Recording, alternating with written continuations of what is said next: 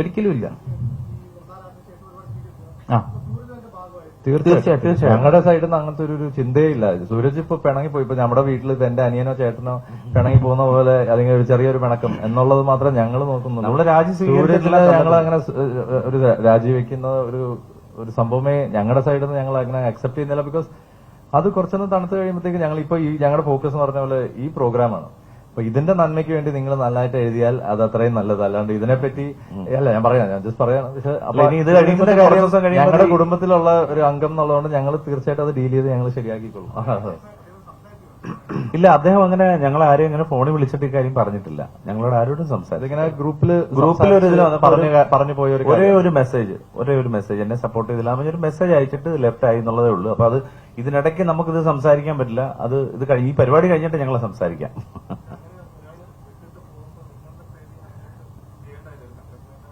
അല്ല അതിപ്പോ എന്ന് വെച്ച് കഴിഞ്ഞാൽ അല്ല ഇതിപ്പോ പുള്ളിക്ക് നടന്ന ആക്രമണം, ഈ സൈബർ ആക്രമണം എന്ന് പറയുന്നത് എപ്പോഴോ നടന്ന ഒരു കാര്യം.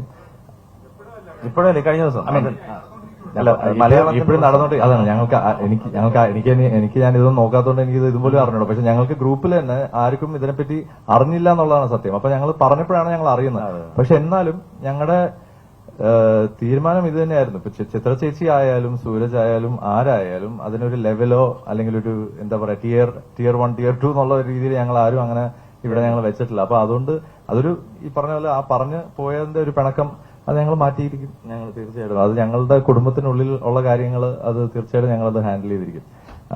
ഇത് ഞങ്ങളുടെ ഒരു നമ്മുടെ ഇപ്പൊ മെയിൻ ഫോക്കസ് എന്ന് പറഞ്ഞാൽ ഈ ഒരു സീരീസിലൂടെ കുറച്ച് ഇത്തരം ഗുരുവന്ദനം എന്നുള്ള പെരുമ്പാവൂർ സാറിന് നമ്മൾ സമൂഹത്തിന് അല്ലെങ്കിൽ കേരളത്തിന്റെ സാംസ്കാരിക മേഖലയിലുള്ള എല്ലാവർക്കും ഒരുപക്ഷെ ഒരു കുറ്റബോധത്തോടു കൂടി തന്നെ കാണേണ്ട ഒരു കാര്യമാണ്. കാരണം ഇത്രയും വേഴ്സറ്റൈൽ ആയിട്ട് സ്കോളിസ്റ്റിക് ആയിട്ടുള്ള ഒരു വ്യക്തിയെ പലപ്പോഴും ഒരു ഗവൺമെന്റ് തലത്തിലോ ഒന്നും വലിയ വലിയ ആദരവുകളുടെ സമയങ്ങളിലൊന്നും അങ്ങനെ ആ പേര് ഉയർന്നു വരുന്നില്ല എന്നുള്ളൊരു സങ്കടം നമ്മുടെ ഭാഗത്തുണ്ട്. ആ ഒരു കുറവ് ഒരു ഗുരുദക്ഷിണ അല്ലെങ്കിൽ ഞങ്ങൾ ശിഷ്യന്മാർക്ക് ചെയ്യേണ്ട ഒരു കടമ എന്നുള്ള നിലയിലാണ് ആദ്യം ഇതിലേക്ക് കടക്കുന്നത്.